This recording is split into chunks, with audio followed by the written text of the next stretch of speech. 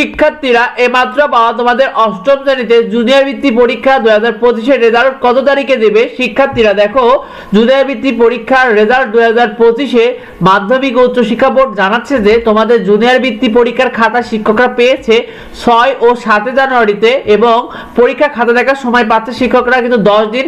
এই 10 দিনের মধ্যে তোমাদের যে 4 সাবজেক্ট রয়েছে এই 4 সাবজেক্টের পুরো খাতা দেখা হয়ে যাবে এবং সেগুলোকে তারা বোর্ডে পাঠিয়ে দেবে এবং খাতাগুলো বোর্ডে যাচাই বাছাই করবে এবং সেই সাথে রেজাল্ট তৈরি করতে আরো সময় নিতে চেয়েছে 5 দিন। তার ভিতরে তারা রেজাল্ট প্রস্তুত করে ফেলবে, অর্থাৎ তোমাদের জুনিয়র বৃত্তি পরীক্ষার রেজাল্ট প্রকাশ হতে পারে সম্ভাব্য তারিখ অনুযায়ী 20 থেকে 22 জানুয়ারি শিক্ষা বোর্ডের তথ্য অনুযায়ী। শিক্ষার্থীরা তোমাদেরকে জানিয়ে দিই তোমাদের জুনিয়র বৃত্তিটা কিভাবে পাবে। দেখো, সাধারণ গ্রেডে যে বৃত্তিটা এটা তোমরা উপজেলা অনুযায়ী পাবে আর ট্যালেন্ট বলে বৃত্তিটা তোমরা জেলা অনুযায়ী পাবে। শিক্ষার্থীরা তোমাদের কারা কি কি সুবিধা পাবে, দেখো তোমরা যারা সাধারণ গ্রেডে বৃত্তি পাবে তোমরা মাসিক অর্থাৎ প্রতি মাসে তোমরা 300 টাকা করে পাবে, বার্ষিক এককালীন পাবে তোমরা 350 টাকা করে এবং মোট পাবে 3950 টাকা করে প্রতি বছরে। এবং এই সুবিধাটা তোমরা পাবে তোমাদের এসএসসি পরীক্ষার আগ পর্যন্ত 2 বছর এবং সেই সাথে তোমাদের স্কুলে যে বেতনগুলো রয়েছে এটা কিন্তু ফ্রি হয়ে যাবে।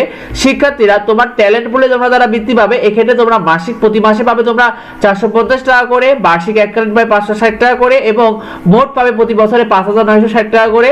এবং এই সুবিধাটা তোমরা পাবে এসএসসি পরীক্ষা তোমাদের আগ পর্যন্ত 2 বছর এবং সাথে তোমাদের স্কুলের বেতনগুলো ফ্রি হয়ে যাবে। শিক্ষার্থীরা তোমাদের সবার জন্য শুভকামনা রইল যাতে তোমাদের মনে আশাগুলো পূরণ হোক।